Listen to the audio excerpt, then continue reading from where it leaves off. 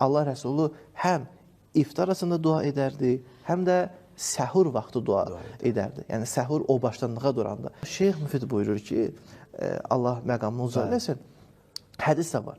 Deyir ki, səhuru durun, yeyin və bunu bir mənəvi bir adətə çevirin ki, siz digər Yahud və Xristiyanlardan fərqlənəsiniz. Niyə? Deyir, çünki onlarda səhuru yoxdur. Vələv bir şərbətin ma. Əgər su içmiş olsa da belə durun. Niyə? Daha sonra buyurur ki, bu ay Ali İmran surəsinin 17-ci ayəsinin deyir, bunlar xüsusiyyətini yaşayır. O xüsusiyyət nədir? Deyir, vəl-müstəğfirin, onlar istiğfar edərlər bil əshar.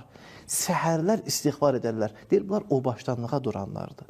O başlanlığa durmaq həm bir qida mədəniyyətidir insan, yəni gündüz işləməsi üçün qida və eyni zamanda o zaman Allah tövbələri, duaları daha qəbul edir.